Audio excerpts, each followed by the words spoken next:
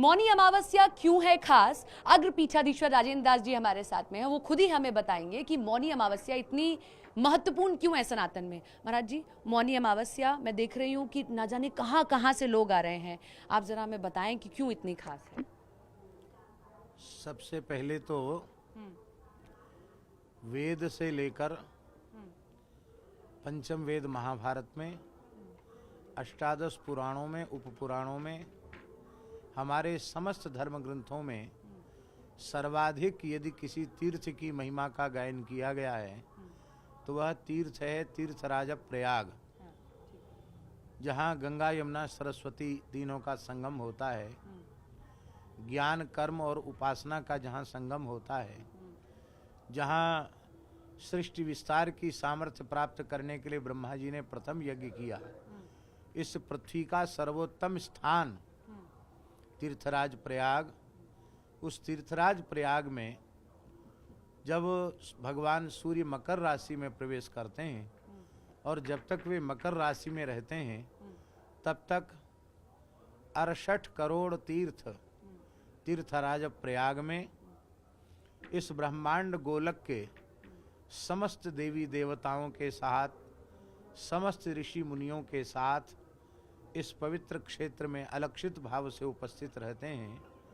देव दनुज किन्नर मुनि श्रेणी सादर मज्जहि सकल त्रिवेणी, आदर पूर्वक त्रिकाल त्रिवेणी में स्नान करते हैं। और पूरे महीने का महात्म्य है, पर उसका जो मुख्य केंद्र बिंदु है वो अमावस्या है। हमारे यहाँ मास की गणना के 3 प्रकार हैं। एक संक्रांति मास है, संक्रांति से संक्रांति तक। एक सौर मास है जिसकी पूर्णता अमावस्या को होती है। आपने देखा होगा पंचांग में अमावस्या तिथि को 30 लिखा रहता है, माने सौर मास के अनुसार महीने की पूर्णता अमावस्या को है, और चांद्रमास के अनुसार पूर्णिमा को पूर्णता होती है। तो उसमें सूर्य संपूर्ण ग्रहों का राजा है और सूर्य की प्रधान तिथि अमावस्या है। और अमावस्या में ऊपर नीचे अर्थात ऊपर के लोकों में अथवा इस भूलोक में कहीं न कहीं पृथ्वी पर सूर्य ग्रहण होता ही है, और प्रत्येक पूर्णिमा को चंद्र ग्रहण ही होता है। कुछ ग्रहण ऐसे होते हैं जो दृष्ट होते हैं, कुछ ऐसे होते हैं जो अदृष्ट होते हैं। तो उस काल में संपूर्ण किए गए व्रत जप तप साधन दान पुण्य वह अक्षय पुण्य प्रद होते हैं। तो उन समस्त तिथियों में माघ मास की मकर राशि में सूर्य की प्रधान तिथि अमावस्या है, और वह अमावस्या मौनी अमावस्या। उस दिन मौन हो करके रात्रि में विधान तो शास्त्रीय विधान तो ये है कि शयन के पूर्व भगवान नामोच्चारण करके व्यक्ति मौन हो जाए, और फिर प्रातः ब्रह्म वेला में स्नान से लेकर सूर्यास्त तक उसको मौन रहना चाहिए। अच्छा, बड़ा कठोर। हाँ, तो इसीलिए माने हमें अपने जीवन में वर्ष में कम से कम एक दिन अपनी वाणी को भी संयमित रखना चाहिए। तो यह एक इतना सुंदर विधान है, इसलिए प्रत्येक मनुष्य को इस दिन मौन रहना चाहिए। एतावता इसको मौनी अमावस्या कहा गया है। हाँ, अब मौन का अर्थ है हम व्यर्थ प्रलाप से बचें, बुराई से। हाँ, बुराई से बचें। तो यदि हम अच्छी बात लोगों के बीच में संदेश के रूप में कहते सुनते हैं, सत्संग करते हैं, तो मेरे विचार से उसमें मौन का अनादर नहीं है, उसको मौन ही माना जाएगा। और फिर मौनी अमावस्या कुंभ महापर्व के अवसर पर उपस्थित हो तब तो उसके पुण्य का कहना ही क्या। और जो कुंभ नामक जो ज्योतिष शास्त्र के अनुसार योग है वो महायोग मौनी अमावस्या को ही उपस्थित हो रहा है, अमृत योग। इसलिए अमृत स्नान का, कुंभ स्नान का पुण्य योग अमावस्या को ही उपस्थित हो रहा है। इसलिए और एक विशेष बात है कि ज्योतिष शास्त्र की गणना के अनुसार, ग्रह गोचर की स्थिति के अनुसार ऐसा दुर्लभ योग लगभग 144 वर्ष के बाद इस धरती पर आया है। अब हम लोगों में से कोई 144 वर्ष की आयु का तो है नहीं, और जितने लोग यहाँ बैठे खड़े हैं या देखने सुनने वाले हैं, 44 क्षण की भी कोई गारंटी नहीं ले सकता। 44 वर्ष तो बहुत होते हैं, तो निश्चित ही भारतीय जनता की श्रद्धा को हम वंदन करते हैं कि 20-20 किलोमीटर 30 किलोमीटर लोग पैदल चल करके अपना सामान सिर पर रखे हुए यहाँ आ रहे हैं। महाभारत में एक प्रसंग है कि मनुष्यों की कामनाओं की पूर्ति के लिए वेदों में यज्ञ का विधान किया है, और यज्ञ उसमें धन की भी आवश्यकता है और जन की भी आवश्यकता है। अब जो बेचारा निर्धन व्यक्ति है, जिसके पास न जनबल है न उसके पास धन बल है, ऐसा व्यक्ति पुण्यार्जन कैसे करे? उसे अश्वमेध वाजपेयी आदि यज्ञों का पुण्य कैसे प्राप्त हो?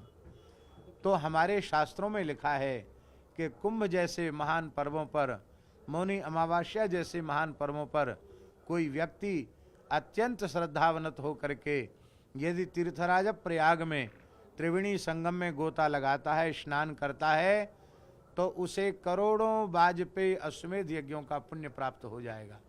धर्म केवल अमीरों के लिए नहीं है, सामर्थ्यवानों के लिए ही नहीं है। धर्म का लाभ अत्यंत निर्धन व्यक्ति, पिछड़ा व्यक्ति, कमजोर व्यक्ति भी कर सकता है। और मेरे विचार से जो सब प्रकार की सामर्थ्य से शून्य हैं और बहुत कष्टपूर्वक यात्रा करके आ रहे हैं, उनको मेरे विचार से ज़्यादा पुण्य भगवान कृपा करके देंगे। चल के पैदल आ रहे हाँ, हैं। क्योंकि जो सुख सुविधा वालों का पुण्य थोड़ा कम हो जाएगा। और दूसरी बात ये है कि हम पूरे जीवन घूमें तो भी भारतवर्ष के संतों का दर्शन यहाँ नहीं कर सकते हैं जीवन भर में। पर आज पूरे देश के सभी परंपराओं के संत यहाँ विराजमान हैं। हाँ, एक बात जरूर है, एक शिकायत है मीडिया से।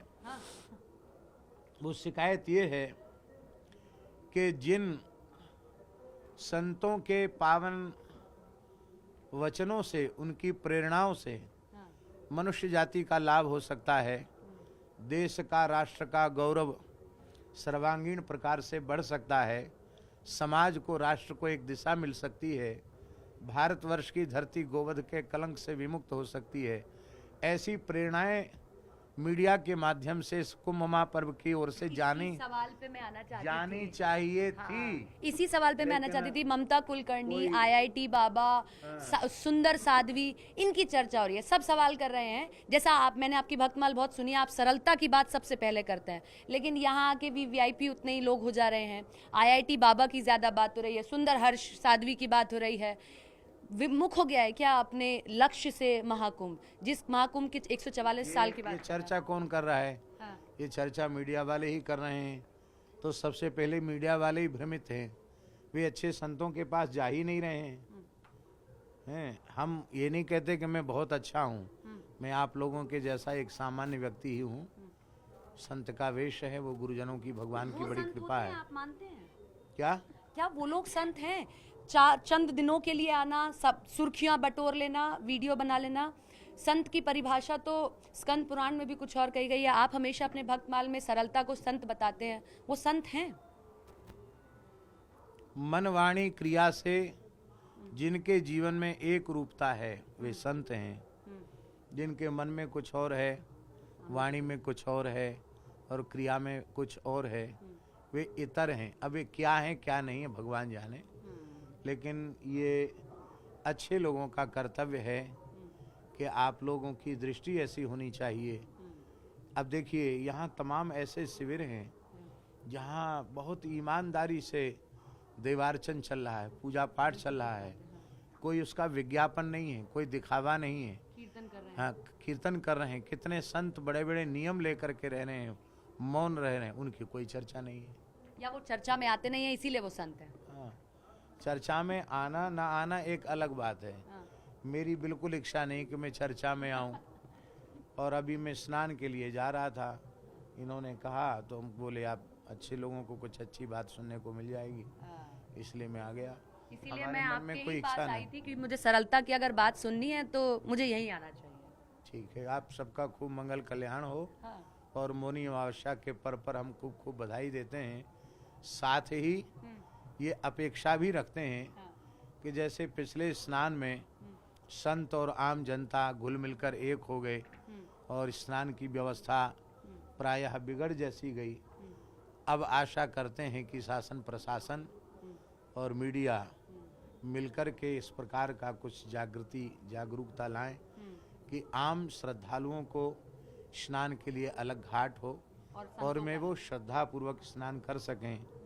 जो गृहस्थ अनधिकृत रूप से संतों की टोलियों में चल रहे हैं, उनको पुलिस का कर्तव्य है को हाथ पकड़ के किनारे करें, महिलाओं को महिला पुलिस और पुरुष वर्ग को पुरुष वर्ग पुलिस ये करें, और जिससे एक संतों का स्वरूप और समूह दिखाई पड़े। फिर संतों की संख्या ज़्यादा है, स्नान की जगह बहुत छोटी है, अरे कम से कम गोता लगे इतना जल तो हो। घुटने घुटने जल में छप छप करके लोग चले आते हैं, तो वो ठीक नहीं है। इस सब की पिछले स्नान में इसकी कमी थी, तो हम समझते हैं इस कमी का सुधार इस बार हो जाना चाहिए। इस बात को हम आगे जरूर लेके जाएंगे और ऐसी बात आपके अलावा कोई कह भी नहीं सकता। ये सरलता, मैं इसीलिए फिर दोहराती हूँ कि सरलता आप ही के पास है। कैमरा पर्सन प्रदीप के साथ सपना शुक्ला, न्यूज़ 18 इंडिया।